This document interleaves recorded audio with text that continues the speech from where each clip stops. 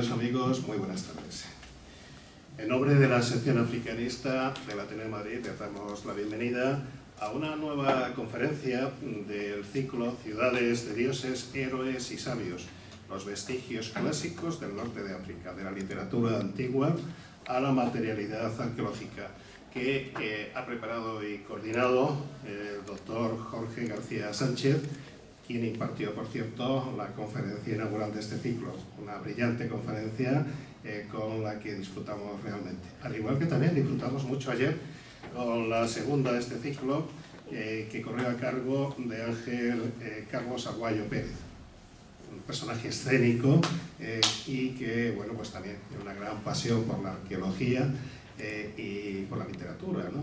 Por tanto, estamos deseosos de disfrutar también esta tarde con la que nos va a ofrecer nuestro invitado, el profesor Alejandro Quevedo Sánchez, a quien va a presentar a continuación Miguel Ángel Puzamper, que está recién llegado, creo que con el jet lag todavía a cuestas, pero bueno, pues es motivo de celebración que se encuentre aquí, al igual que Miguel Ángel García Raserón, nuestro primer secretario, porque hoy hemos tenido la noticia de que nuestra candidatura, la candidatura de la sección africanista Íñigo de Lanzadi, de la que formamos parte, pues no ha tenido oposición, con lo cual sale elegida directamente y bueno, pues supongo que eso es un reconocimiento también a nuestro trabajo, un trabajo que realizamos con escasos medios, pero con mucha ilusión. Por tanto, quiero anunciarles que la sección africanista, la Junta Directiva de la sección africanista del Ateneo, queda configurada de la siguiente manera. Primer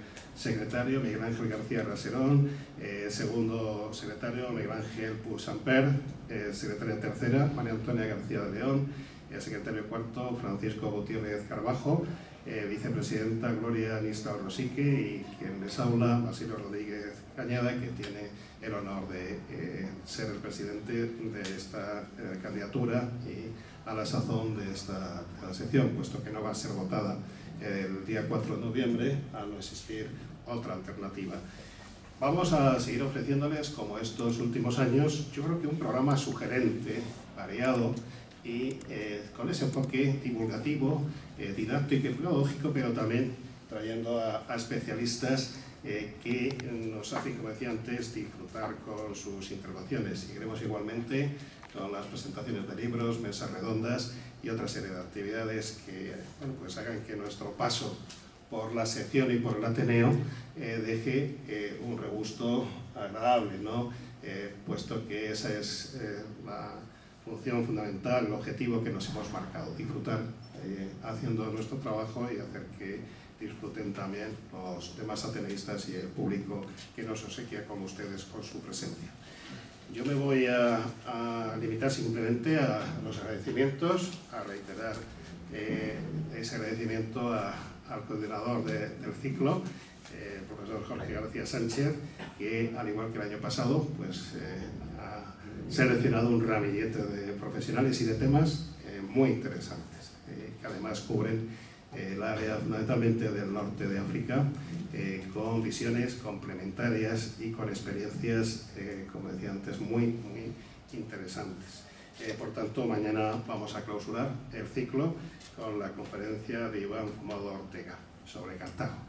Algunos que somos apasionados de la ciudad que fundó la reina Elisarido vamos a estar muy atentos, al igual que hoy, porque efectivamente cuando hemos visitado Argelia no tuvimos el placer, la suerte de estar en Tipasa, pero para el próximo viaje que tenemos previsto con los hispanistas argelinos, pues voy a estar muy atento también hoy para bueno, pues, hacer las visitas pertinentes. Ayer aprendimos que aunque hemos estado varias veces en Alejandría, nos olvidamos de visitar los lugares más interesantes, ¿no? Pero esas claves que nos desvelan los invitados, los conferenciantes, como digo, nos alimentan nuestra vocación africanista, nuestra vocación viajera y también nuestra vocación literaria, ¿no? Porque fruto de esos viajes y experiencias pues surgen obras que bueno, pues también hemos ido presentaremos en esta sección. Sin más dilación, tengo el placer de ceder la palabra a Miguel Ángel para que haga la presentación de nuestro invitado y nos lea una breve sinopsis de la conferencia. Adelante. Muchas gracias. Buenas tardes. En primer lugar, mi agradecimiento también a Jorge por colaborar con estas jornadas, a la sección africanista del Ateneo y a ustedes por su asistencia.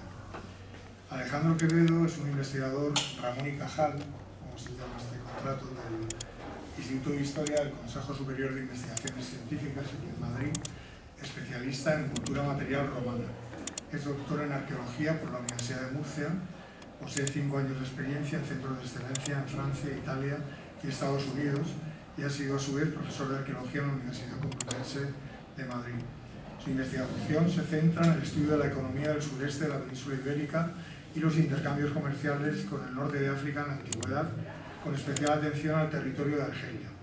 En este país lidera desde hace 5 años el proyecto Tipasa, destinado a estudiar y salvaguardar el patrimonio arqueológico de una de las ciudades más emblemáticas del Magreb. Su conferencia de hoy es Tipasa, la ciudad habitada por los dioses, un recorrido por la joya arqueológica de la Argelia romana. En la sinopsis que nos ha enviado, cuenta que entre los yacimientos arqueológicos más emblemáticos de Argelia destaca la ciudad de Tipasa, declarada Patrimonio Mundial de la Humanidad por la UNESCO en 1982. Aunque sus orígenes se remontan al siglo VI a.C., los principales restos que se conservan son de época romana, convertida en colonia Aelia Augusta Tipacensium. A partir del siglo II después de Cristo se dotó de los principales edificios públicos y privados de una urbe clásica: domus frente al mar, foro, teatro, anfiteatro, diversos templos e incluso un ninfeo monumental. Su esplendor se extendió durante la etapa tardía, cuando se construyeron diversas basílicas, entre las que destaca la dedicada a Santa Salsa, una mártir local. En sus alrededores se agrupan centenares de sarcófagos en piedra con iconografía cristiana, invadidos por la vegetación, que hacen del conjunto una de las estampas más evocadoras de la arqueología mediterránea. Pues sin más cedo la palabra a Alejandro Quevedo. Pero nosotros vamos a bajar, con tu permiso. No lo consideres una descortesía, sino que queremos disfrutar de la conferencia. O sea, puede evitar a Tostico. Luego ya podemos incorporarnos y abriremos un coloquio, ¿de acuerdo? Se me oye bien, ¿verdad? Bueno, pues buenas tardes a todos y muchísimas gracias tanto a los que me han precedido en la mesa y me han presentado tan amablemente, como a Jorge García Sánchez, además antiguo compañero de la Complutense, por la invitación a formar parte de este ciclo, ¿no? Es la primera vez que intervengo además en el Ateneo y les confieso que me hace hasta ilusión, y eso también es importante, ¿no?, cuando uno tiene que dar una conferencia. Así que les voy a comentar un poco en qué va a consistir o cuál es la estructura, ¿no?, de la charla que voy a desarrollar, pero antes de eso sí que quería hacer una pequeña alusión al título, que puede parecer un poco ñoño esto de los dioses, pero no lo digo yo, lo dice Albert Camus, Premio Nobel de Literatura de 1957. Camus escribió 2 pequeñas novelitas precisamente ambientadas en la ciudad de Tipasa. Ya saben que él era pied-noir, o sea, él era nacido en la Argelia colonial francesa, y la frase del título viene de este extracto, ¿no?, que dice algo así como: en primavera, Tipasa está habitada por los dioses, y los dioses hablan en el sol, y en el aroma de los ajenjos, en el mar acorazado de plata, en el cielo azul puro, en las ruinas cubiertas de flores y en la luz que surge, ¿no?, que cae a borbotones entre los montones de piedras. O sea, Camus era un enamorado de Tipasa, de hecho tiene este pedestal que ven a la derecha en el propio yacimiento, que le rinde homenaje, y recogió mejor que ningún autor lo fascinante que puede llegar a ser este yacimiento.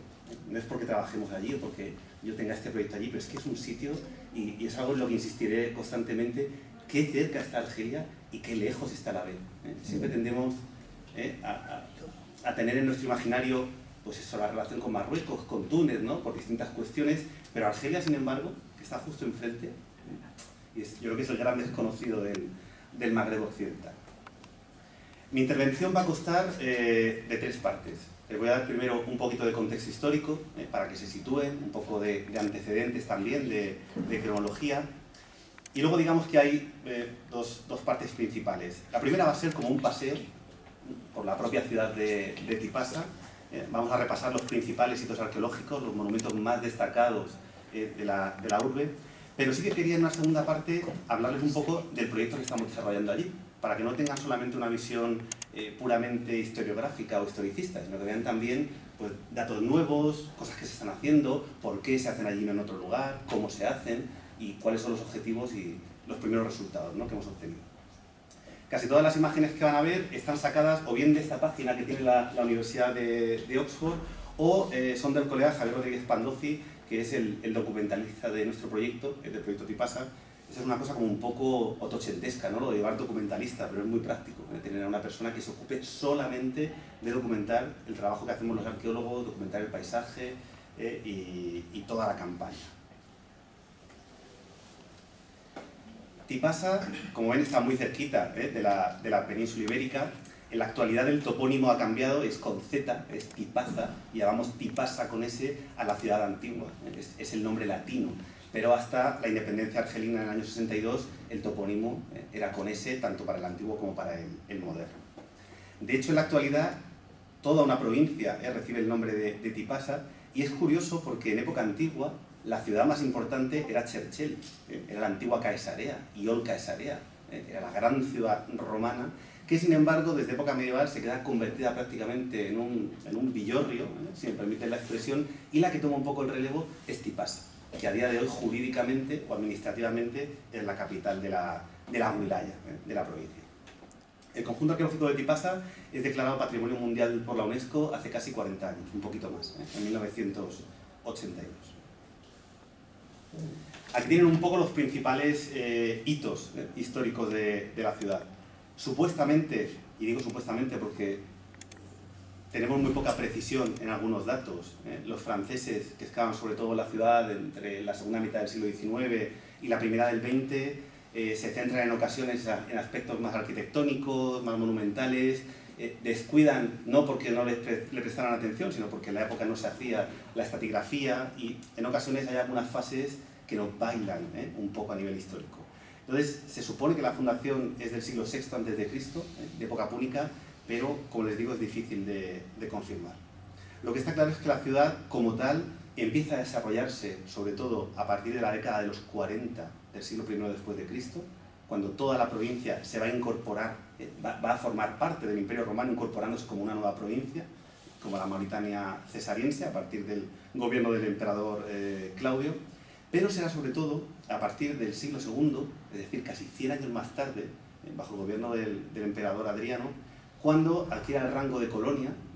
Tipasa se convertirá en la colonia Aelia Augusta Tipacensium, y en ese momento, como toda ciudad romana que se precie, pues se va a dotar de toda una panoplia de edificios que la hacen reconocible, ¿no?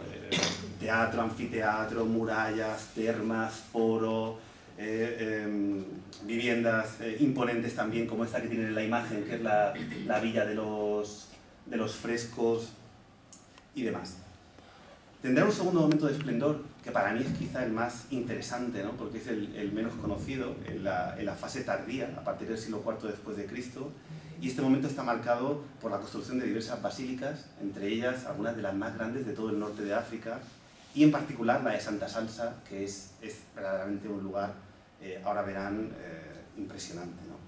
A nivel de cronología más tardía, no sabemos qué ocurre, no sabemos qué pasa a partir del siglo VI, si hay una ocupación bizantina. En época árabe no tenemos constancia de que haya ocupación en la ciudad. De hecho, ya algún autor como al-Bakri menciona que está abandonada, ¿no?, o habla de las ruinas de la ciudad antigua, y va a caer en el olvido, va a desaparecer, hasta que vuelve a ser identificada por los viajeros europeos en el siglo XVIII. A partir de ese momento, y sobre todo a partir de la llegada de los franceses, que ocupan Argelia en 1830, empezarán toda una serie de excavaciones sistemáticas, más avanzado ya, como les digo, el siglo XIX y la primera mitad del XX, y eso dará lugar a que se conozcan las estructuras que vemos hoy día, que hacen que luego, en 1982, sea declarada Patrimonio Mundial de la UNESCO. Esto, como les digo, son un poco las líneas generales, para que las tengan en mente. Si ven que voy muy rápido, no dejen de decírmelo, no se esperen al final, interrúmpanme, que estaría bueno. ¿Qué es lo que hace tan especial a Tipasa? O sea, ¿por qué una ciudad merece ser Patrimonio Mundial de la UNESCO? Porque ciudades romanas en el Imperio tenemos tenemos tropecientas. O sea, ¿qué tiene Tipasa de especial? Es la calidad de sus restos, es la entidad que, como ven, es muy monumental. Pues por un lado es eso, efectivamente, el hecho de que el grado de conservación y la calidad de los restos es impresionante, pero también que atesore tantísimas fases culturales distintas en un mismo lugar, con un nivel tal de preservación y con algunos monumentos que son únicos de la ciudad. Son verdaderamente un referente para la arqueología del Mediterráneo. Aquí tienen un plano que es prácticamente el que seguimos utilizando, es de los años 60, de Serge Lancel, donde ven un poco, es un plano, por supuesto, artesanal, hecho a mano, donde se puede hacer un poco de la idea de la ciudad. Aquí nos distinguen el anfiteatro, el teatro, ven el decumano, un cardo. Ven estas estructuras que son las de la ciudad moderna, del siglo XIX, que se superponen a la ciudad antigua, pero ven que es una ciudad con una planta relativamente irregular, porque sigue toda una costa muy accidentada, que se abre claramente hacia el mar, tiene una zona muy importante a nivel portuario, con necrópolis, no sé si distinguen aquí también toda esta cinta muraria que la rodea, con imponentes necrópolis al exterior de la misma, siempre fuera de las puertas de la ciudad, extramoenia. Y aquí tienen un poco lo que se encuentran. El plano anterior era un plano más detallado de las estructuras, pero esto es un poco lo que se encuentran los franceses cuando se instalan en el siglo XIX. Francia coloniza el territorio en 1830, paulatinamente, pero lo que es la construcción de algunas ciudades tarda algunas décadas más, ¿no? Pues en la segunda mitad del XIX se construye la ciudad moderna y, como ven, la trama naranja se sitúa dentro de la antigua. O sea, la ciudad romana era mucho más grande que la ciudad del siglo XIX, que era prácticamente un pueblecito de pescadores. Aquí ven algunas calles en rojo que luego se van a fosilizar a día de hoy, que están cortando literalmente la ciudad antigua.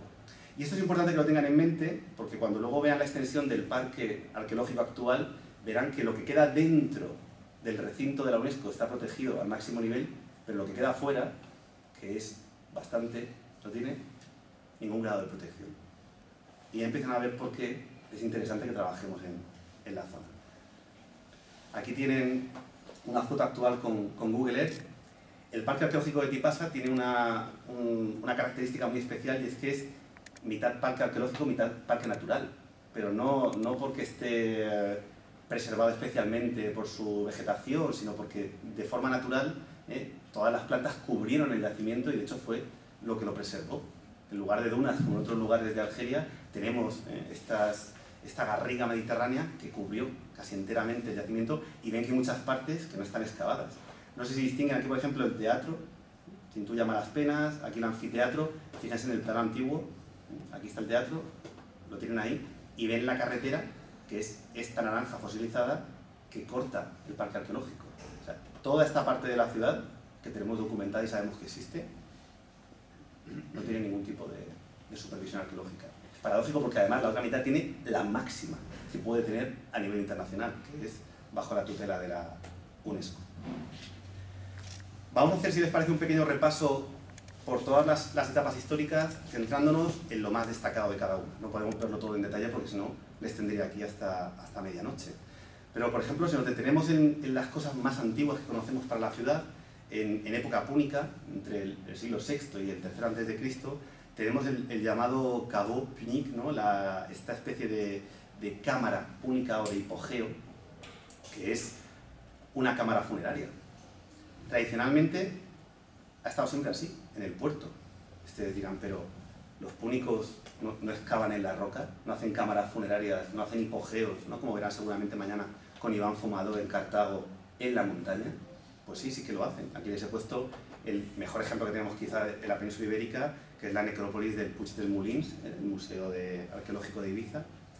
Y de hecho es lo que hacen en Tipasa. Lo que ocurre es que paulatinamente, sobre todo en el 19, van explotando toda la piedra del litoral a modo de canteras y van arrasando literalmente toda la costa. O sea, todo esto antes era una montaña que van cortando sistemáticamente hasta que recortan la cámara funeraria, la dejan que parece una caja. De hecho hay un momento en el que pierde cimentación y se les tuerce, y eso parece como un barco varado. Claro, si la explicación no hay quien entienda que eso es una cámara funeraria que en su momento estuvo excavado en la montaña. Aquí tienen cómo está actualmente, de hecho los barcos anclan directamente alrededor, y esto era hace unos años, y en la última década, por desgracia, han levantado este dique alrededor, y también les da una idea de cómo estamos a nivel patrimonial en algunas cuestiones en esta zona de África. De época helenística tenemos una estructura que a mí me fascina. O sea, es de esas cosas. ¿Cómo es posible que tengamos todos en mente la biblioteca de Éfeso, que está en Asia Menor, y esto, que está enfrente? O sea, se tardaba menos en ir en barco de Cartagena aquí que en burro de Cartagena a Albacete. Y esto parece que no exista. O sea, este monumento de corte típicamente helenístico, ¿no? Estas estructuras, fíjense en el tamaño, tiene casi 30 metros de altura, 60 de diámetro, fíjense el tamaño de la gente. O sea, este monumento que además le recordará seguramente a la tumba del emperador Augusto, del emperador Adriano, ¿no? Todo este tipo de tradiciones que tienen que ver con esos grandes túmulos que también son un hito topográfico en el territorio. Pues esta tumba está en Tipasa, es el llamado Mausoleo Real de Mauritania, o Qabr el-Rumiyya, que es la tumba de la cristiana, traducido del árabe, porque tienen esta especie de cruces en las falsas puertas que se interpretan en época medieval como cruces cristianas y, en fin, hacen que se cree toda una leyenda, ¿no?, en torno a si era una mujer la que estaba enterrada en su interior y demás. La tumba, en realidad, podía haber pertenecido, no se sabe, pero podría haber pertenecido a la dinastía real mauritana, y hablamos de personajes como Yuba II, por ejemplo, y su mujer Cleopatra Selene. Cleopatra Selene es la única hija de Marco Antonio y Cleopatra, y está enfrente, aquí de la península, y parece que es una cosa que no va con nosotros. Por supuesto, a lo largo de esa historia, muchísima gente ha intentado penetrar en el mausoleo, que además es muy complejo porque tiene falsas puertas. Lo consiguen los franceses en el 19, pero ya estaba saqueado desde época antigua. Esto que ven aquí lo hace un pachá de Argel en 1555, que decide directamente bombardearla desde un barco, desde la orilla, a ver si consiguen entrar por el techo. Pero como les digo, cuando acceden ya está totalmente expoliada. Tiene todo un recorrido interior muy peculiar y una cámara que cuando se encontró estaba vacía. Aquí estuvimos a punto de entrar en 2021, pero hacía falta que vinieran dos personas porque tienen dos llaves, cada uno tiene que meterle la cerradura al mismo tiempo. O sea, parece una cosa esta como de, no sé, de la Guerra Fría o de Indiana Jones, y uno del otro se puso malo, así que teníamos una llave pero no la otra y nos quedamos sin hacer el recorrido. Estos monumentos, este monumento, que estaría coronado, aquí tienen estas recreaciones del arquitecto y dibujante y arqueólogo también, Jean-Claude Golvan, ¿no?, que son fantásticas, estaría coronado por una escultura de bronce dorado. O sea, imagínense lo que esto supone también a nivel de impacto visual en el territorio. Esto es una vista desde la costa, se sitúa en una cresta de unos 260 metros y la visual es impresionante. Incluso yendo desde Argel se ve a lo lejos, ¿no?, esa especie de montaña artificial que también mira hacia el territorio. Esto es una estampa de los años 60, cuando estaba todavía todo bastante virgen. Ahora verán que, por desgracia, la topografía está cambiando de forma muy rápida. Bueno, si volvemos un poco al Alto Imperio, el monumento de antes, estamos hablando de época augustea, estábamos en torno a finales del siglo I antes, siglo I después de Cristo, para que se sitúen. Si nos vamos al Alto Imperio, y veo que se me ha colado un antes de Cristo, todo esto es obviamente después de Cristo, el siglo I o III después de Cristo. Digamos que la trama urbana que va a definir la ciudad, sobre la que luego va a crecer la ciudad también de época tardía, surge en este momento, cuando se crea el urbanismo principal, los ejes más importantes, los principales edificios públicos. Tiene, por ejemplo, este cardo máximo en el que distinguen las casas, las viviendas, ¿no?, y las tabernas, la acera, que iría porticada, y la avenida principal, por supuesto, con todo un sistema de canalizaciones. Esto iría cubierto, pero que se podía levantar para acceder, para limpiar y demás. Un cardo que además desemboca en el mar, y eso es otra de las cosas como muy románticas, ¿no?, visto desde un concepto así decimonónico de la arqueología. Es todo, a nivel patrimonial es un desastre, porque significa que el mar se va comiendo el cardo y las casas poco a poco, y de eso lo haremos ahora después. pero el efecto que produce, de hecho, mucha gente se baña, porque el parque, como les digo, es como el parque de la ciudad. La gente va a pasar la tarde, va a comerse un bocadillo y van a bañarse. Y uno se baña en la playa y está encima de las columnas, encima de los mosaicos, va a pasar el rato. De hecho, muchas veces yo creo que no van ni por lo arqueológico, o no les interesa tanto.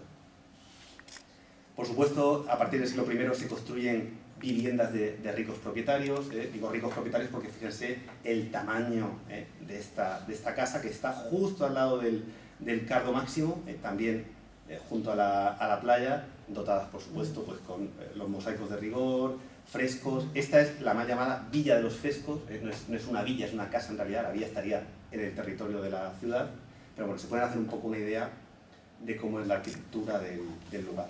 El teatro, las bóvedas completas. Los franceses hacen algunas reconstrucciones, pero la gran mayoría de las cosas que ven están tal cual.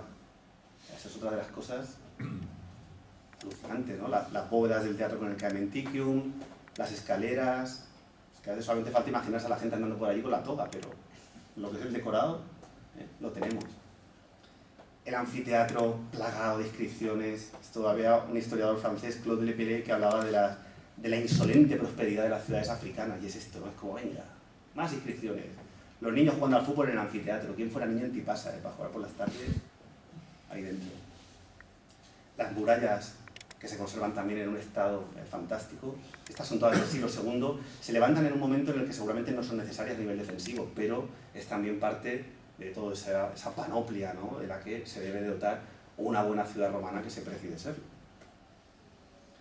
Como les digo, no me detengo en todos los monumentos porque si no, pero vamos, templos en plural, el foro con todas las lajas en posición, la curia, la basílica civil, 4, a falta de 1, complejos termales. Este que ven aquí, los alzados superan los 10 metros, o sea, como si fueran las termas de Caracalla. Esta donde se ve muy bien, aquí tienen también el tamaño de la gente para hacerse una idea, cómo seguramente sufrió algún tipo de colapso debido a algún movimiento sísmico. Tenemos todos los pisos superiores caídos in situ. Y de época antiimperial les pongo el monumento que a mí más me gusta, por lo original y por lo bien conservado que está, que es una fuente pública, es un ninfeo monumental que conserva todavía en algunos lugares la decoración original, y que además es precioso. Aquí tienen que imaginarse como una cortina de agua cayendo, ahora verán una reconstrucción, pero no sé si distinguen estas marcas en la piedra. Esas son las marcas de las cuerdas de estar sacando el agua con los cubos, ¿no? Y estar ahí con animales, abrevándose y demás. Por supuesto está junto a uno de los decumanos principales de la ciudad, ¿no? Ya les digo, es de esos monumentos impresionantes, también por lo raros que son, ¿no? Porque foros, teatros y templos tenemos en más ciudades, pero ninfeos monumentales son más singulares. En la antigüedad tardía, como les digo, la ciudad no se queda atrás, va a desarrollar la basílica más grande de Argelia. Esto que ven aquí sí que son reconstrucciones de época francesa, con baptisterios para hacer bautizos por inmersión, con sus mosaicos, por supuesto. Mausoleos también de época tardía, llenos de sarcófagos, iglesias, 3 o 4, algunas con mosaicos que nos dicen que el obispo era, pues eso, Alejandro, ¿no? Alexandri Episcopi. Es de una riqueza abrumadora. Las mensae, que son esas estructuras tardías, estas tumbas que tienen encima un pequeño mosaico, ¿no? Y una estructura sobre la que la gente se tumbaba para comer, para hacer el ágape funerario, ¿no? Esta comida en honor del muerto, que todavía todo lo de el muerto al hoyo y el vivo al bollo, o estas comidas que hacen en Estados Unidos, que dicen, pero ¿cómo tiene ganas de comer, no? Con el otro ahí todavía de cuerpo presente. O bueno, esta tradición que ahora nos es un poco ajena, en época romana, se lleva, y aquí tienen, por ejemplo, algunos mosaicos que aparecieron incluso en los años 60, después de la independencia del 62. Aquí, en Cristo, paz y concordia, nuestro convivio, ¿no? El convivium, el comer juntos. Aquí tienen este mosaico, sería este de aquí, y aquí tienen esas estructuras que les digo que están muy bien representadas en las catacumbas de Roma, en los mosaicos de San Vital en Rávena. Ven como la estructura es de piedra, seguramente se cubriría de telas o de cojines y encima se tumbaban los familiares del muerto que depositaban en el centro, que es la zona que a veces está decorada con mosaico, los alimentos y lo consumen en su honor cuando hacen el banquete funerario. Está a punto de poner la típica foto que tengo yo también así, pero digo, por si acaso, por si alguien está grabando, digo, pongo a este señor que estaba por internet y me ahorro el convertirme en carne de meme.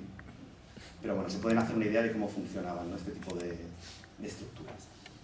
En época tardía, la ciudad sigue creciendo, sale, ¿no?, desborda las murallas, esto es la muralla de época alto imperial, el puerto, aquí estaría la Casa de los Frescos, el teatro, anfiteatro, el Cardio y el Decumano, y se crean estos grandes complejos, por supuesto cristianos, en torno a los cuales, porque muchas veces están relacionados con santos o con mártires locales, se van a enterrar pues todos los notables de la ciudad primero, ¿no?, cada vez más cerca, ¿no?, del mártir, y luego todos los que pueden se van apiñando alrededor.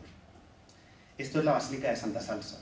Aquí la tienen, Salsa, aunque es un nombre que parece como muy latino, pero es una santa local, que sufrió martirio según la leyenda de la propia Tipasa. Así es como lo encuentran los franceses en el siglo XIX. Pero es que así es como sigue exactamente a día de hoy. O sea, esto es un plano que hicieron hace poco en el 18 Estefan Artellano de toda esa acumulación de sarcófagos alrededor de la basílica. Sarcófagos, por supuesto, en muchos casos decorados, con crismones, ¿no?, registros, el alfa y el omega. Aquí tienen la basílica en sí. Basílica que está tal cual. A veces conserva hasta los canceles de las ventanas. O sea, es un nivel de conservación que uno no se esperaría en una ciudad costera tan cercana, ¿no?, a la península. Y aquí tienen los sarcófagos a día de hoy, sobre los que tenemos que pisar literalmente en muchos casos, porque es que no hay ni tierra para pasar entre uno y otro en algunas zonas. Bueno, ¿por qué Tipasa?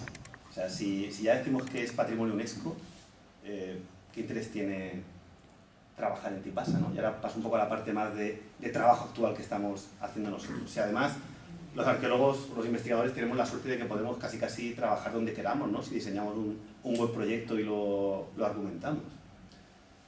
Pues aquí hay dos cuestiones, de corte, si quieren, casi geográfico o sentimental. Una es que yo soy de Cartagena, y al final, obviamente, el lugar de nacimiento condiciona. Y uno siempre se pregunta, ¿y lo de enfrente? Tanto Túnez, tanto Marruecos, oye, ¿esto de Argelia?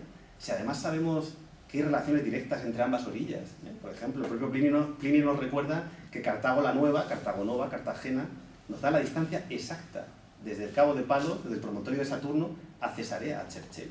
O sea, cuando te dan los pasos, es que eso es una ruta, vamos, eso es un ferry semanal. O sea, sabemos que hay conexiones entre ambas orillas. O sea, que no solamente es interesante trabajar allí por lo que puede haber allí, sino porque comprendiendo cosas de allí, también eres capaz de comprender seguramente cosas de la otra orilla, ¿no?, de la tuya. Pero es que además hay otros problemas que son acuciantes y que merece la pena abordar. En esta imagen que tienen, donde ven la Villa de los Frescos, ¿no?, ese decumano que va a morir directamente al mar, tienen un poco las claves de por qué decidimos montar el proyecto en Tipasa y no en otro lugar, por ejemplo, de la propia Argelia. Uno es el cambio climático y la subida del nivel del mar, que es un riesgo directo para los restos. El segundo, lo intuyen ahí al fondo, tímidamente, es la construcción salvaje, pero salvaje, que está sufriendo esta parte del litoral argelino. Erosión marina, aquí pueden ver como muchas veces placas enteras de roca calcárea con las estructuras ceden y se van al mar. Y por otro lado tienen este boom urbanístico. O sea, el Estado argelino es un Estado que provee de vivienda social, al contrario de como hacemos aquí, pero lo hacen de esto. O sea, construyen alturas de 20 pisos indiscriminadamente en cualquier lugar y de forma masiva, y además muy rápida, y sobre todo sin supervisión arqueológica. Y esto es lo verdaderamente dramático. Les pongo un ejemplo volviendo al mapa de antes. ¿Recuerdan? Este es el mapa del siglo XIX. Aquí tienen el teatro lo pueden ver aquí. Esta es la carretera moderna, que ya se intuía aquí, esta naranja. Pues lo que está de la carretera hacia el teatro es patrimonio UNESCO, y lo que está de la carretera hacia afuera no es nada. Entonces, en medio de la carretera tenemos la puerta de Cesarea, la puerta que iba a Cesarea, ¿no?, la puerta por la que se iba a Cherchell, a Caesarea. Por supuesto, delante de la puerta, monumentos funerarios, inscripciones. ¿Qué ocurre? Que los que han caído en el lado del parque se documentan, se estudian y se conservan. Los que han caído en el otro se construye y ya está. O sea que verdaderamente urge, cuanto menos documentar, todo lo que podamos antes de que siga desapareciendo. Por si a alguien le sale la vena moralista, y siendo yo precisamente de Cartagena, les pongo un ejemplo nuestro. Porque todo el mundo, ¡oh, los argelinos! Pero ¿cómo son capaces de...? Ahora está terrible lo del Mar Menor. Cuidado, sí, lleva terrible desde los 60. Teníamos hasta una película, en un lugar de la manga que era, pues eso, la frustración de un promotor inmobiliario porque no podía hacer tanto como él quería, como si fuera poco. Pero quiero decir, no somos nadie para dar lecciones viendo precisamente cómo tenemos el litoral español. La lástima es que sabiendo lo que sabemos ahora, nos gustaría que otra gente lo repitiera, pero ellos también pues, lo interpretan como una fuente de riqueza, ¿no? Bueno, por este motivo diseñamos este proyecto de ocupación, producción e interconexiones en el territorio de una ciudad africana durante la antigüedad, que resumimos como proyecto Tipasa. Ven que el propio logo que cogimos para el proyecto es el monumento del mausoleo real. Y por supuesto es un proyecto en el que participa muchísima gente, muchísimos colegas argelinos con los que trabajamos en igualdad de condiciones, y yo de alguna manera pues soy el director del proyecto, pero soy casi más el portavoz. O sea, lo que les presento no se podría hacer sin el trabajo de un equipo muy amplio y de muchísima gente que está detrás. Es un proyecto financiado por la Fundación Palar y en alguna campaña por el Ministerio de Cultura, que ahora dirigimos desde el CSIC, y que tenía 3 objetivos principales, tenía y tiene. Analizar el territorio de la ciudad de Tipasa y hacerlo además desde una perspectiva muy amplia. O sea, comprender en diacronía qué ocurre, ¿no?, en los alrededores de la ciudad desde el siglo VI a.C., desde época púnica, desde su posible fundación, hasta esa fase supuestamente bizantina que no conocemos, ¿no?, hasta el siglo VII después de Cristo. ¿Por qué? Pues porque es un espacio inédito para la investigación y está sometido a un riesgo muy elevado de desaparición. Sería muy interesante trabajar dentro de la ciudad, hacer un buen sondeo estratigráfico, pero eso al menos está protegido por la UNESCO. No es tan urgente como intervenir en el territorio. La idea es crear una carta arqueológica que sea a la vez una herramienta para los colegas argelinos, que son los que tienen que decidir qué hacer con su patrimonio. Nosotros, eso no nos compete a nosotros. Nosotros documentamos y ofrecemos herramientas para que ellos puedan gestionar como consideren su propia riqueza patrimonial. Al mismo tiempo nos sirve para materializar esas dinámicas que les decía antes, ¿no?, entre las dos orillas, ver un poco cuál era el vínculo que se ha perdido en los últimos siglos, pero que era muy fuerte hasta época moderna, entre la orilla argelina y la orilla hispana. Y a la vez también para estrechar la colaboración científica, sobre todo mediante la formación de estudiantes, que es algo que demandan mucho las nuevas generaciones en Argelia. Decidimos trabajar sobre una franja muy amplia del territorio, como ven por supuesto la zona costera, que es la que está sometida a más riesgo. También las viviendas se construyen en la costa porque buscan siempre la salida al mar, ¿no?, y la vista, entonces es la zona que sufre más. Y nos interesaba más una zona que abarcase tanto la propia ciudad como el mausoleo, que también es patrimonio UNESCO. La declaración del 82 contempla ambos conjuntos como un único yacimiento. Para ello trabajamos previamente con todos los datos de quienes nos han precedido, algunos trabajos fantásticos. O sea, hay unos atlas de finales del siglo XIX, principios del XX, que se hacían a mano, que iba la gente ahí por el campo tomando cotas prácticamente con una plomada y son de una precisión que cuando uno lo superpone, ¿no?, con los mapas actuales es tremendo, ¿no? Algunos trabajos más recientes de los propios colegas argelinos, también de los colegas ingleses que trabajaron un poco sobre cómo había sitios que estaban más expuestos a la subida del nivel del mar en función de la altura. Compramos cartografía digital de precisión para poder trabajar con ella y trabajar también en el laboratorio. Vuelos antiguos sobre los que referenciar la nueva cartografía, sobre los que intentar ver si podemos distinguir estructuras de época antigua. Luego les pondré algún ejemplo. Estos son los mapas modernos y las manchitas son las zonas en las que hemos ido trabajando. Y este era un vídeo que por desgracia no se va a ver, pero bueno, era una serie de imágenes de Google Earth donde veían cómo desde el 2006 al 19, que es la más reciente que tenemos, la ciudad ha cuadruplicado su superficie. Es una auténtica barbaridad. De todas formas, tienen aquí otra imagen. El parque arqueológico queda por aquí arriba y todo esto se ha hecho nuevo. Y tienen cosas, por ejemplo, como esto. Esto que tienen aquí, que es una rotonda, es esto. O sea, yo no sé si el arquitecto o la arquitecta era un genio y dijo, mira, aquí tantos sarcófagos que vamos a poner una rotonda. Si la rotonda caía ahí y tuvo la suerte el sarcófago de salvarse, pero tienen un conjunto de sarcófagos tardíos que ya los quisiéramos en una sala del Museo Arqueológico Nacional aquí en Madrid. Y están en una rotonda. O este edificio, por ejemplo, que está enfrente de la Facultad de Arqueología, que un día pasando decimos, está todo lleno de escombros y decimos, pues esto parecen ánforas. Si esto, nos ponemos a mirar, aquí hay un boquete, unas salas abovedadas de época romana, íntegras, con el techo. O sea, unas cosas. Entonces, cuando les digo que es urgente documentar, no es un capricho mío, una forma de hablar, es que lo ven, ¿no? que es así. Diseñamos toda una serie de prospecciones en el territorio.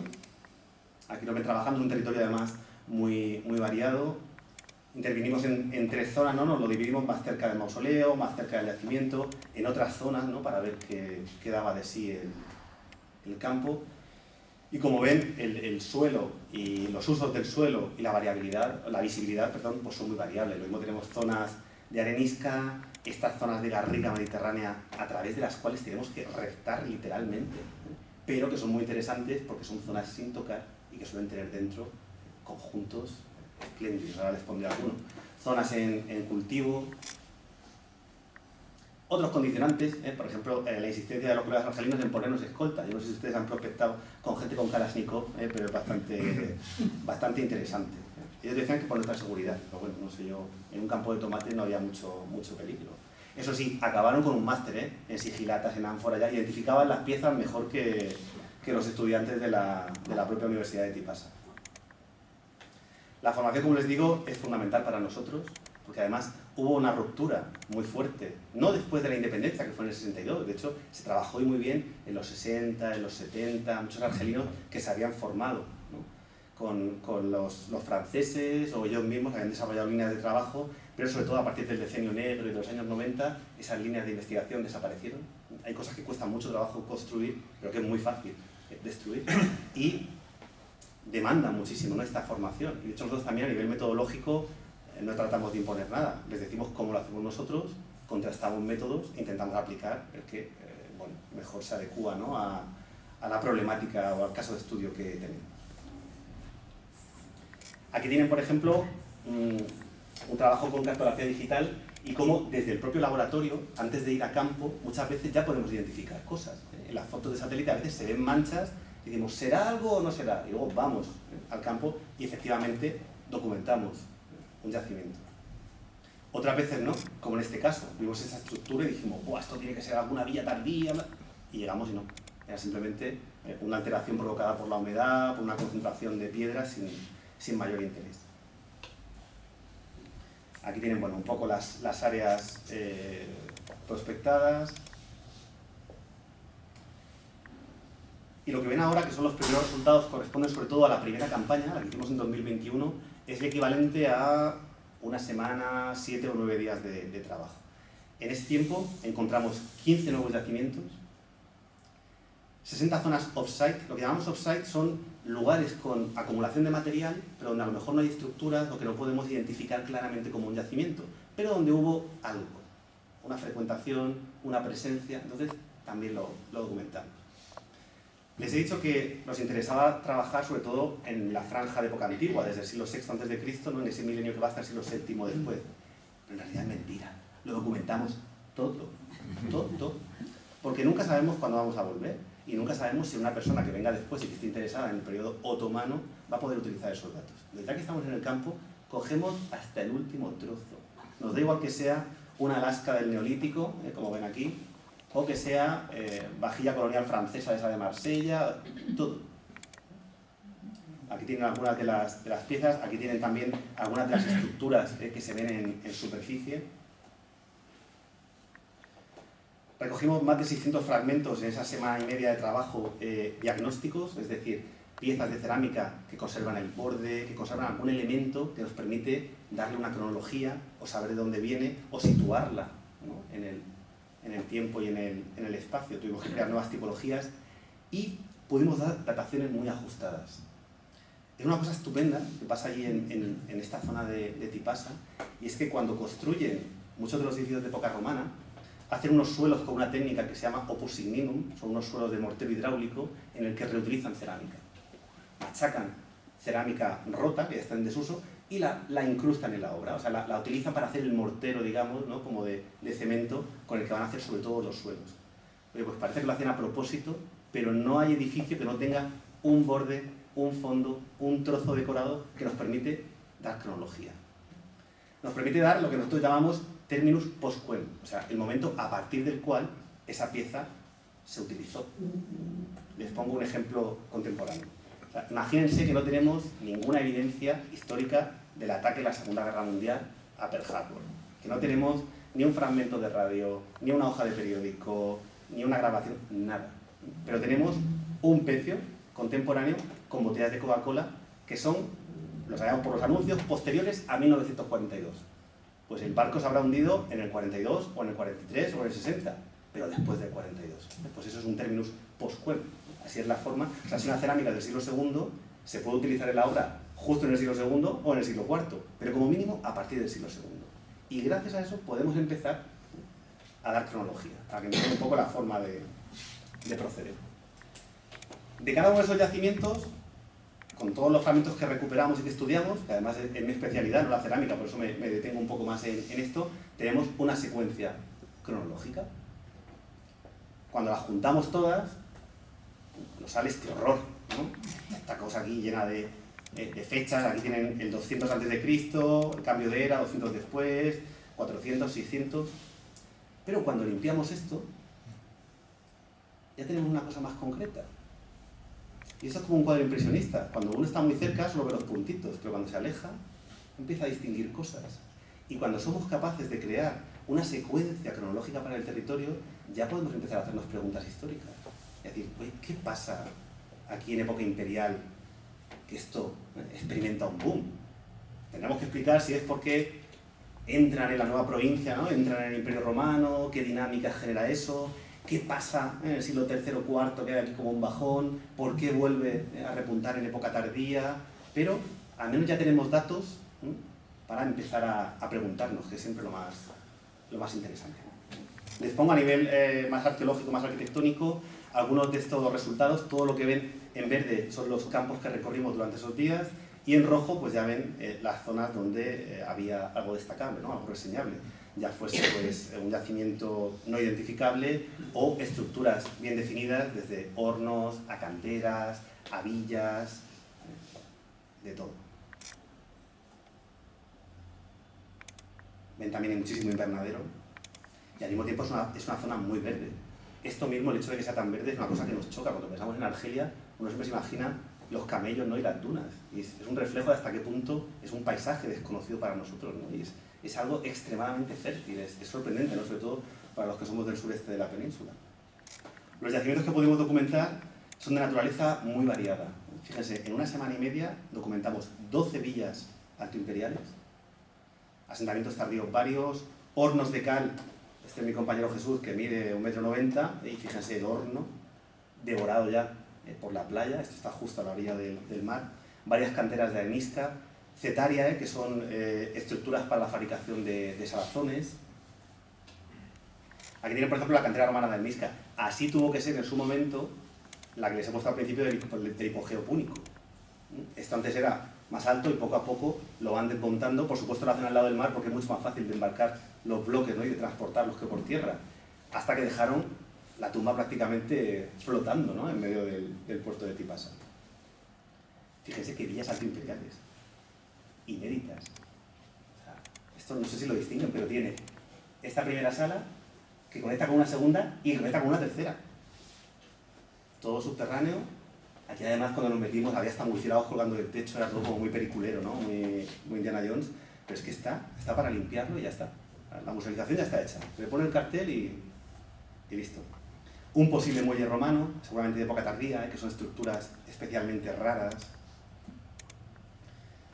Otras cosas que podemos documentar desde el trabajo en laboratorio, desde la cartografía digital. Fíjese esta especie de vía que se intuye por aquí, que puede ser una ruta de acceso por el sur a la ciudad, que hasta ahora también desconocíamos. Se lo pongo para que vean cómo vamos combinando el trabajo en campo, ¿no?, con trabajo que también se hace desde el propio laboratorio antes de ir al campo.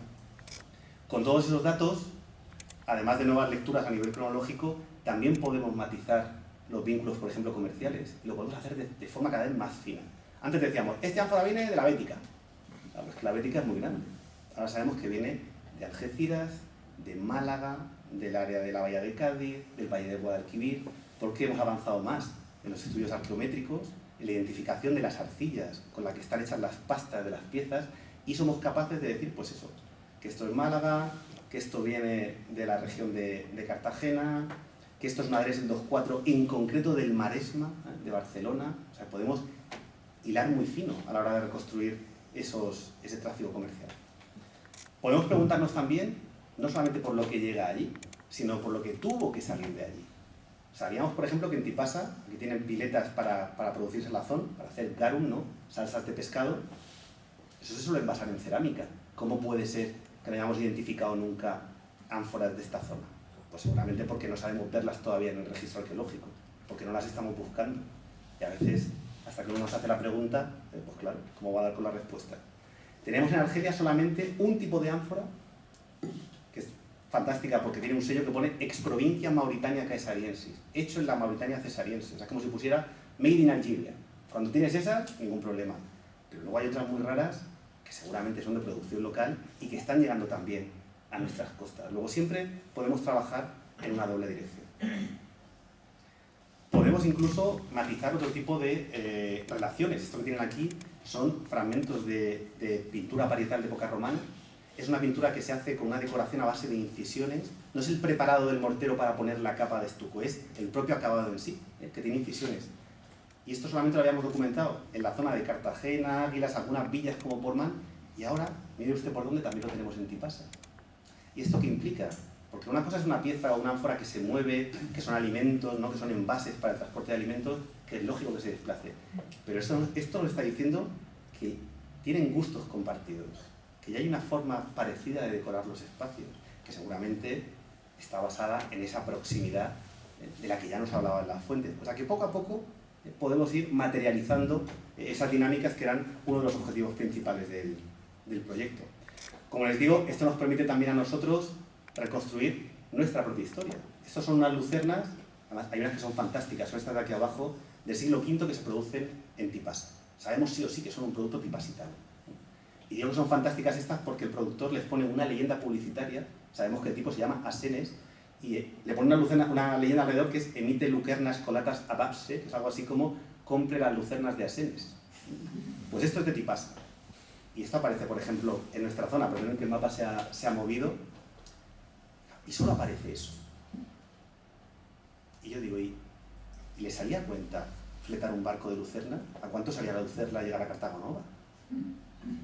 Pues seguramente esto viaja con otras cosas que leemos en las fuentes, pero que no se conservan en el registro arqueológico.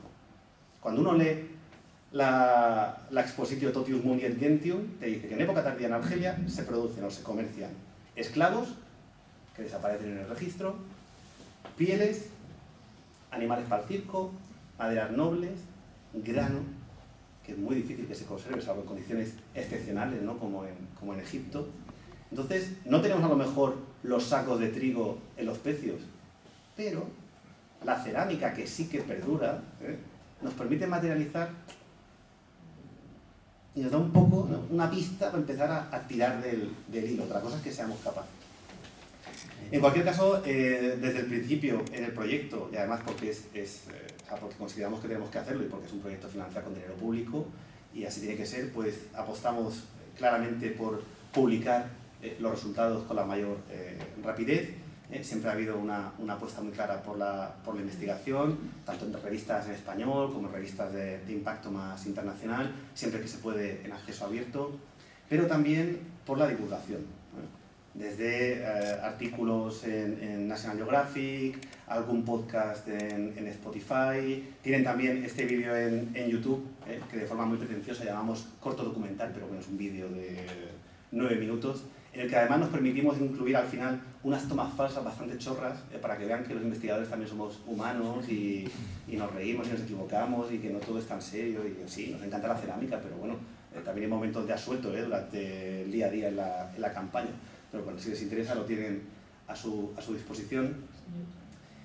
Y también hicimos, que esto fue una cosa que no habíamos planteado hasta ahora en otros proyectos, una exposición fotográfica, precisamente con las fotos de Javier Rodríguez Pandozzi, el documentalista del equipo, que tuvo muy buena acogida. La presentamos en los dos institutos Cervantes de Argelia, en el de Argelia y en el de Orán, y ahora la tienen, si quieren, en el CSIC, aquí de Madrid, en el Instituto de Historia. Sé que pilla un poco de mano en la calle Albasanz, pero bueno, en la Semana de la Ciencia, el día 14 de noviembre, haremos una pequeña visita guiada por si alguien se quiere acercar, pues ahí estaré yo para recibirles y contarles un poco. Tampoco les voy a engañar, lo mismo que les acabo de decir, pero bueno, en persona parece que siempre uno puede preguntar más cosas o que cuenta algo distinto. Como veíamos que esto tenía mucha chicha, que nos interesaba ahondar un poco en la cuestión, planteamos un proyecto más ambicioso que abarcase no solamente las relaciones entre Tipasa y Cartagonova o el propio territorio de Tipasa, un proyecto que hemos denominado Traffic y que codirijo con mi colega del CSIC de Mérida, Jesús García Sánchez, y que abarca muchas más ciudades del territorio y que permite verdaderamente, o que aspira, ¿no?, a intentar reconstruir esas dinámicas que creemos que se dieron entre las dos orillas. Quería terminar con esta imagen porque me gusta especialmente, y aunque es de época moderna, creo que ilustra muy bien esa cosmovisión que tuvo que darse hasta hace 4 días. Si recuerdan esa expresión de Ferran Brodel, ¿no?, del Mediterráneo como un lago, aquí más que un lago es casi un río. Tiene las dos orillas, arriba no sé si distinguen Cartagena, un Cabo de Palos, Alicante, Denia y Tarragona, y debajo Orán, Mostaganem, Cherchell y Argel. Y en medio, por supuesto, las Baleares, Mallorca, Ibiza y Formentera. No tenemos tiempo ahora de hablar, por ejemplo, de la inmigración, no argelina hacia España, sino la inmigración española hacia Argelia, en el 19. Un tercio de la isla de Menorca acaba en Argelia. Si veis los cementerios argelinos llenos de apellidos castellanos. O sea, una relación, y cuando uno va a Baleares, siempre hay alguien que te cuenta, pues mi abuelo tuvo problemas con la justicia y cogió el falucho y se fue a Argelia. O sea, enseguida, era algo que estaba muy por la mano. Lo que pasa que con la llegada de los franceses a Argelia, esa visión de alguna manera se perdió. Ese vínculo, en los últimos 200 años, historiográficamente, como que lo hemos descuidado un poco, pero es algo que tuvo que ser mucho más cercano y más frecuente de lo que nos parece hoy día. Y en eso es lo que estamos intentando trabajar. Así que nada, muchísimas gracias por su atención. Yo he hablado 50 minutos justos, de reloj, por si quieren ahora hacer alguna pregunta.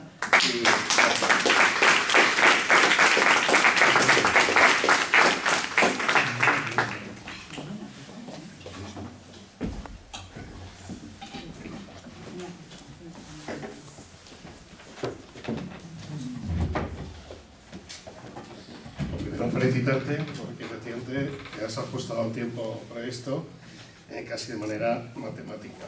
En segundo lugar, porque incluso para los que hemos visitado el país y hemos estado cerca de la zona, pues nos ha descubierto una ciudad y unos restos muy interesantes, ¿no? No sé hasta qué punto, aunque está muy cerca de las poblaciones que están creciendo de esa forma exponencial, si son lugares con afluencia turística o están protegidos en ese sentido, ¿no? Turismo interno, sobre todo. Interno, ¿no? Turismo interno, pero hay que pensar también que los restos de época antigua en Argelia tienen un sesgo muy particular, y es que son de época romana. Y que cuando Francia llega en el siglo XIX, justifica la colonización, en muchos casos diciendo nosotros somos como los nuevos romanos, y eso en ocasiones provoca hasta un cierto rechazo, lo cual también explica que en ocasiones no se haga un esfuerzo por conservar según qué cosas, ¿no? Lo cual es, no sé si es justo, pero es lógico, quiero decir. También es muy curioso en España, desde que el patrimonio digamos, pasó a ser una responsabilidad, ¿no? Yo lo diré, una competencia de las comunidades autónomas. Pues en unos lugares se promueve más lo islámico, en otros son más bien romanos, en otros los islámicos no pasaron nunca. Pienso en el ejemplo de Pamplona, ¿no?, con una necrópolis del siglo VIII que, en fin, o sea que todos jugamos con la historia, ¿no? Todo el mundo lo hace, pero en el caso de Argelia incide precisamente en que los restos sean menos visitados o menos conocidos o estén menos valorados en muchos casos. También eso puede implicar que están mejor preservados, ¿no? Porque claro, La parte paradójicamente puede ser nefasta.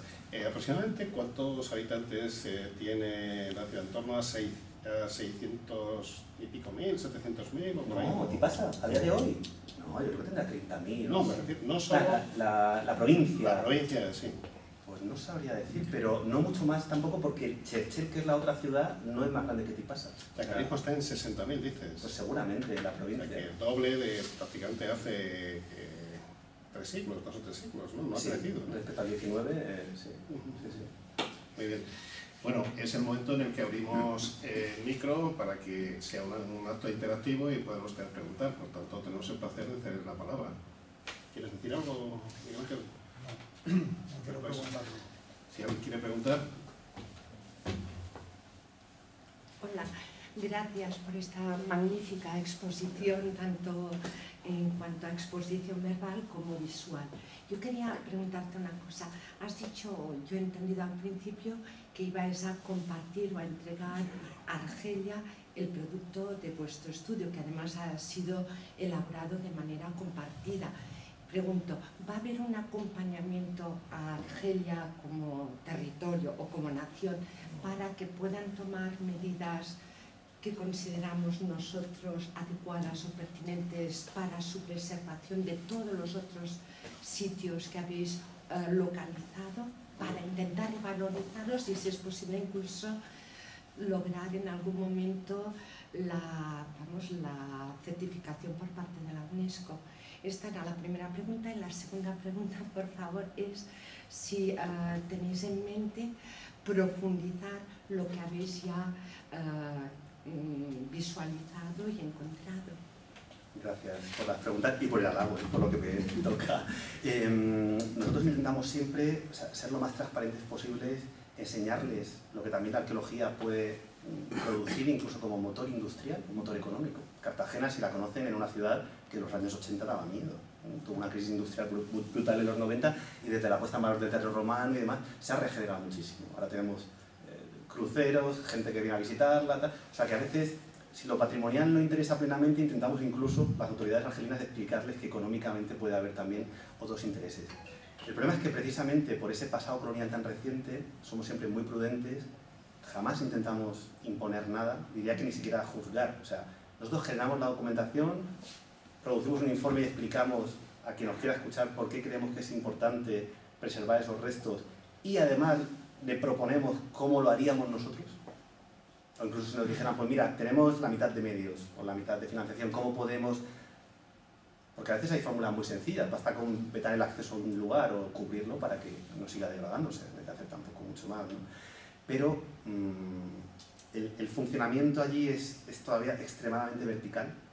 O sea, las wilayas, que son como estas comunidades autónomas, tienen un poder muy limitado y todo depende del ministerio. O sea, nosotros el permiso de excavación nos lo firma el ministro, que cambia como cada 3 meses, con lo cual tenemos que estar haciendo viajes a Argelia. Entonces, basta que el criterio de una persona no sea compartido para que no se tenga en cuenta una propuesta. Pero bueno, nuestra idea al menos es documentar lo que hay, proponer siempre una propuesta, ¿no?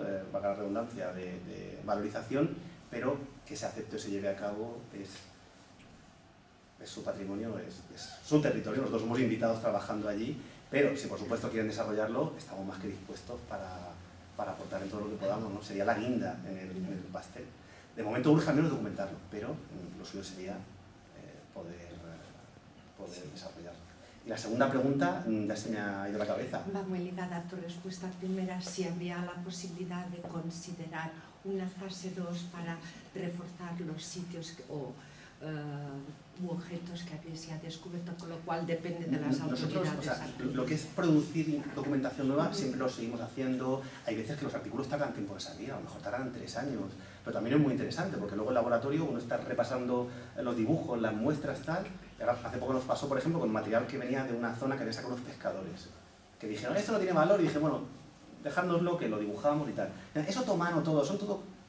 Y es verdad que había una sasa muy rara, esa otomano, eran etruscas, desde el siglo VI a.C. Es la única evidencia que tenemos de que efectivamente hay frecuentación en el VI. O sea, súper interesante. O sea, que nosotros seguimos produciendo, ¿no? Y trabajando y avanzando, y por supuesto eso nos da argumentos para que ellos entiendan también que no es un capricho nuestro, sino que es algo que merece la pena ser preservado y puesto en valor. ¿Puedo una mini cosita? Yo por mí sí, pero... No, ya para...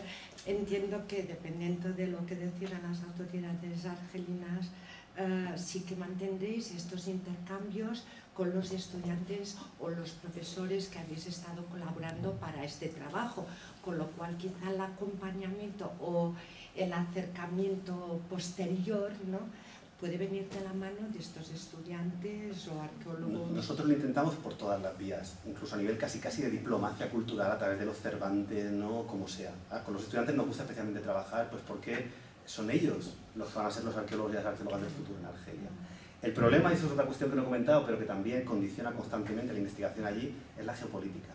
O sea, según cómo se abra el periódico esa mañana, cuando Pedro Sánchez dio el giro con Marruecos, automáticamente cesaron los visados. No conseguíamos entrar de ninguna manera. Ahora de repente, como Marruecos está liado con Israel y aquí se ha reconocido el Estado palestino, España es lo mejor. Entonces visados, todo el mundo es bienvenido, pero estamos constantemente pendientes de la geopolítica, pero además literalmente. O sea que, bueno, es también muy emocionante, no nos aburrimos, ¿no? Pero... Don Alejandro, bueno, felicidades y gracias y enhorabuena por este hermoso regalo al Ateneo de Madrid. Hace mucha falta, ¿eh? Y mi pregunta, que no se me olvide. Bueno, un retrato magnífico al arqueólogo y sobre todo al historiador y al humanista. Me ha gustado mucho la reseña de Camus, está muy acertado, este hombre. Su mamá era de Mallorca, un poco impedida, y su papá, pues, uno de Alsacia Lorena, ¿no?, que fueron, como tantos españoles y franceses. Había habido un 70 y acabaron en Argelia. El papá de Camus fue de los primeros que cayeron en la guerra 14 y 18, por esos dos niños se quedaron huérfanos. Pero vengan a Camus. Tipasa. Tipasa se salva, al fin y al cabo. ¿Por qué se salva Tipasa? Una pregunta para el arqueólogo. Se salva porque no tiene puerto. Cartagena, Orán tiene puerto y tiene más sentido. Argel tiene puerto. En España pasa lo mismo. Sagunto, yo no sé lo que tiene Sagunto, si tiene puerto. Se salva, tiene su teatro. Bueno, ha sacado la manga, ¡Qué desastre! Bueno, era otra forma de entender la riqueza también, ¿no? Se salvan aquellas ciudades que no tenían fondo para un puerto. A veces pero también ahora no se salvan por culpa del turismo, porque haya puerto, no haya para fondear, están las motoras esas y las motos acuáticas, y el ladrillo que vale todo. A veces se salvan porque quedan fuera de ciertos ejes geopolíticos, ¿no? Por ejemplo, en época medieval la zona pierde importancia y no se vuelve a... Como dicen los franceses, pour venir à nos moutons, volvamos a la cuestión. Ha retratado usted muy bien ese tipasa y la civilización, bueno, iba a decir cultura, civilización, lo que quieran llamar a Roma, ¿no? Efectivamente, están las lamparitas esas, Trajano, que era bueno, era sevillano, ¿no? ¿Cómo se llama? Itálica. Itálica. Bueno, sevillano, Itálica hasta a 500 metros. Trajano. Y luego Adriano, otro sevillano, también de Itálica. Eran los amos del Mediterráneo. Aquello llegó hasta Escocia. Bien, ese era el contexto. Pero hay más contextos. Orán, sin ir más lejos. Bueno, Tipasa está entre Argel y Orán, la mitad. Estos romanos eran muy listos. Han puesto Tipasa, pusieron Tipasa exactamente en ese momento. En Orán, hace 90 años, había 5 diarios en español. Coraje era española. Había 5 periódicos. La relación ha sido siempre muy... Dime. Que la relación ha sido siempre muy fuerte, claro. No sé si hay alguna pregunta más para dar voz a todo el mundo. Sí, claro. Gracias por este regalo. Mañana hay más, ¿no? Sí. Mañana cantado. Mañana cantado. Mañana hay más. Gracias. Es fantástico, me ha gustado muchísimo. Gracias, Gaspar. ¿Alguien más quiere intervenir? Adelante. Sí, solo una pregunta corta. Sobre el mausoleo de... Real Militano, sí. sí. Has puesto algo de que pudiera ser de Cleopatra, Selene y Juma II, pero no se sabe nada de... Es la hipótesis tradicional, pero no tenemos ni epigrafía. Sabemos que Ptolomeo y Pomponio Mela lo citan ya a partir del año 40, es cuando la provincia se integra, ¿no?, en el imperio y entra dentro de la esfera romana. O sea que sabemos que físicamente existe a principios del siglo I después de Cristo. Que sea más antiguo, tampoco lo sabemos. Hay autores que dicen que puede ser de esas dinastías númidas o mauretanas, que son muy potentes también, y que es del segundo antes, pero se tiene que fechar por paralelos estilísticos, pero no hay una acuñación, ¿no?, un epígrafe, una referencia. O sea, el propio Yuba II, ¿no?, y Cleopatra son gente que es educada en Roma. Pues no hay ninguna fuente de Roma que diga, y estuvo aquí unos días el del mausoleo, porque lo construirían con tiempo, digo yo, ¿no? No sería justo. Sigue siendo uno de los misterios, entre comillas, ¿no?, y además como está monumental de la zona. Pero el problema es que no se ha excavado con metodología reciente, no tenemos tampoco estratigrafías, ni nada que nos permitiese, pues, afinar, al menos en la cronología, ¿no?, para empezar a discutir qué personas podemos vincular a según qué momento. Lo único que es helenístico. Claramente helenístico. También es un problema que no tengamos nada más indígena, por así decirlo, mauritano, que pasa desde el sexto antes hasta esto que es el cambio de era. También es muy interesante. ¿Y por qué hacen esto aquí y no en Cesarea? Seguramente por esa cresta desde la que se domina todo el paisaje, ¿no?, porque topográficamente tiene un sentido, pero es de esos grandes misterios de la antigüedad que está, ya les digo, a 300 kilómetros de Cartagena. ¿Alguien más quiere intervenir? Bueno, yo te quería preguntar una cuestión que es un poquito más técnica. Cuando tú hablas de que hay un espacio que está lleno de vegetación y que supera ampliamente, ¿no?, lo que es la zona arqueológica que tenéis controlada, ahí habéis utilizado, tú has puesto algunas imágenes de teledetección.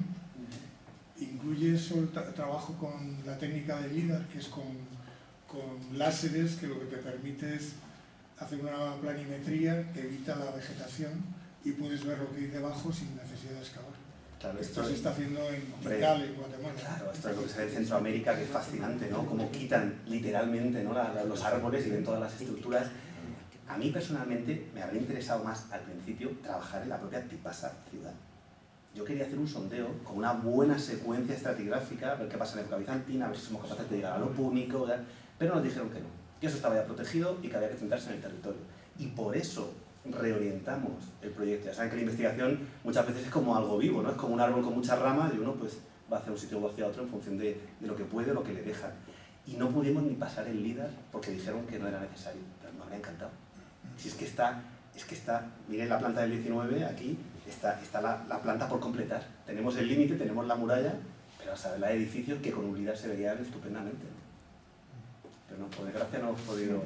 Y eso que es no invasivo, que no tenían ni la excusa de decir no hay que ir a campo, ¿no? Pero no les pareció lo más interesante en ese momento. A ver si... Y luego un poco en relación con la primera pregunta, el tema de si se plantean los propios argelinos crear ahí un centro de interpretación arqueológica, ¿no?, para de cara al turismo y todo esto, o algunas piezas pasan a algún museo arqueológico. Sí, el drama es que tienen el Museo Arqueológico, desde época francesa, que es un museo además precioso, tienen el Centro Nacional de Investigaciones Arqueológicas, ahora lo han puesto en Tipasa, o sea, que investigadores tienen medios, pero a veces es una cuestión de perspectiva, o de que quizá interesa más otro periodo, o que consideran que ya con el parque es suficiente, o, bueno, no lo ven desde el mismo punto de vista que nosotros, y tampoco podemos decirlo de cierta forma porque si no se malinterpreta y genera el efecto contrario, ¿no?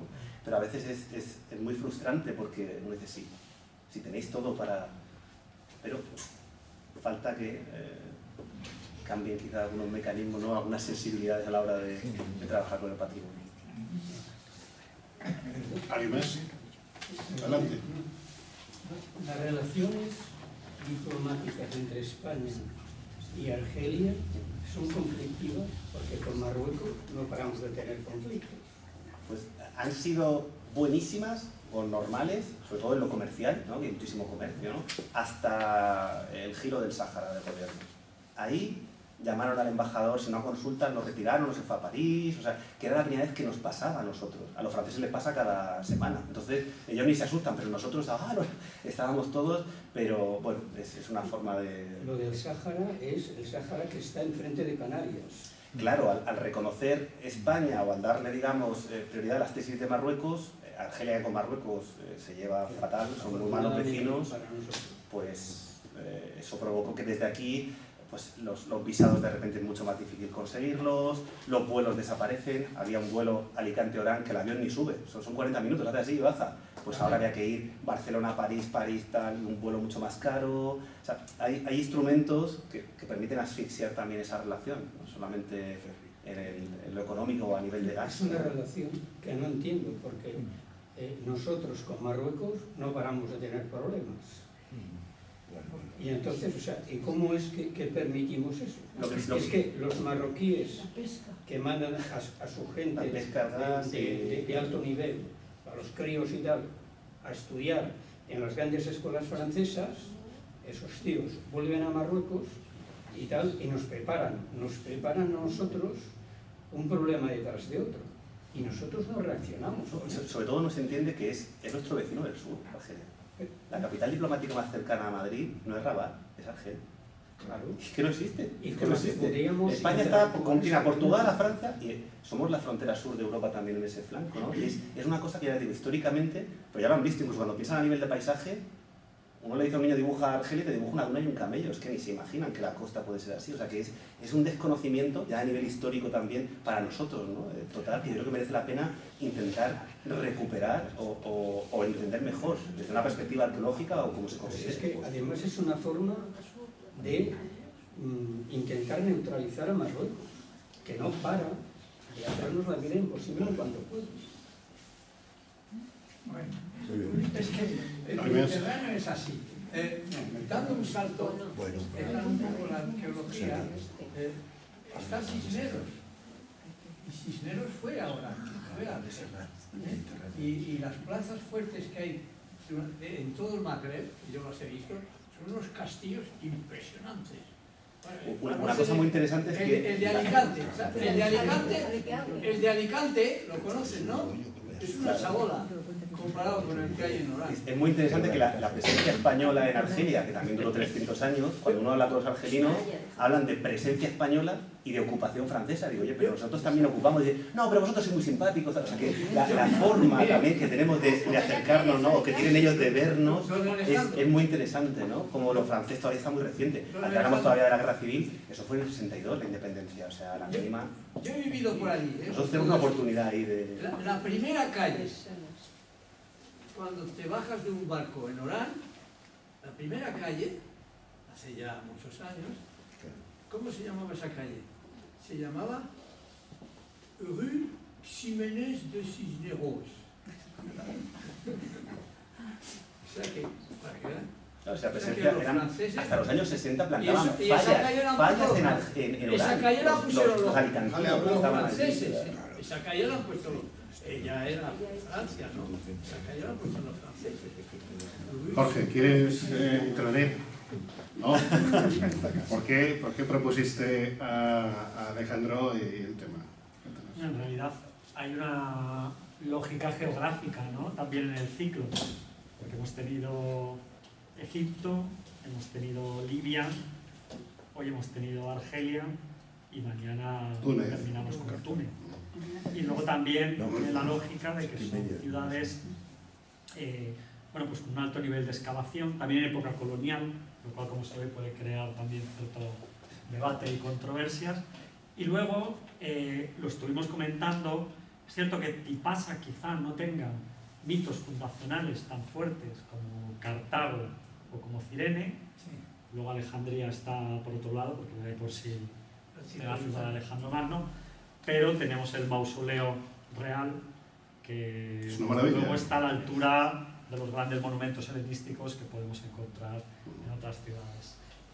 Y luego hablábamos también de Santa Salsa, que a lo mejor nos puedes contar un poquillo más sobre ella, porque es cierto que las ciudades no terminan, ¿no?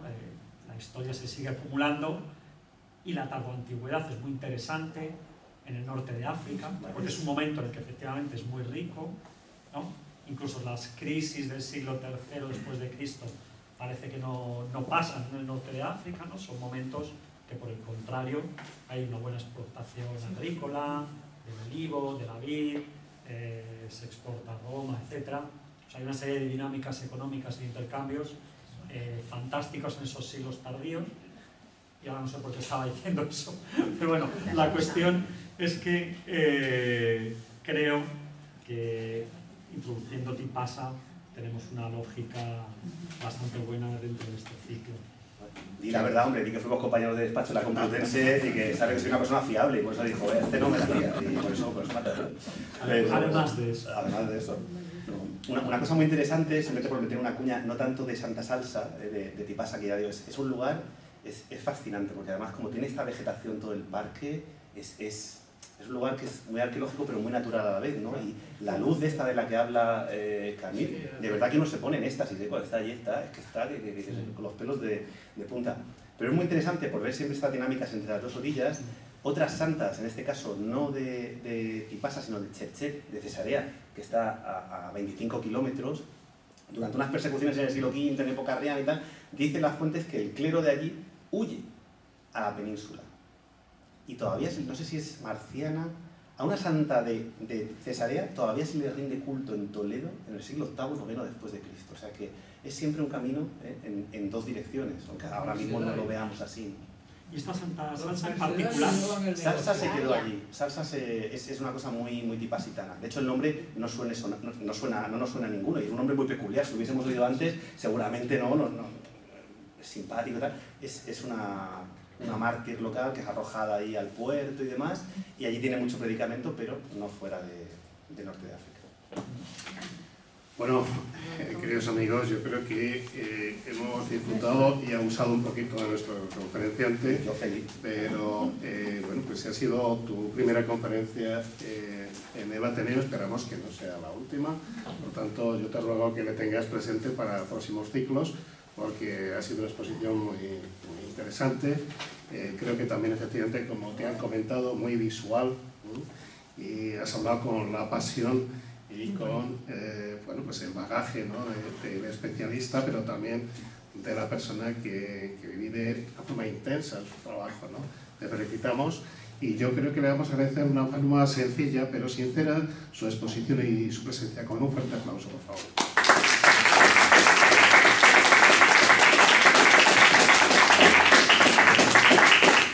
Mañana les esperamos en la clausura del ciclo. Recuerden, a las 7:30 vamos a cambiar de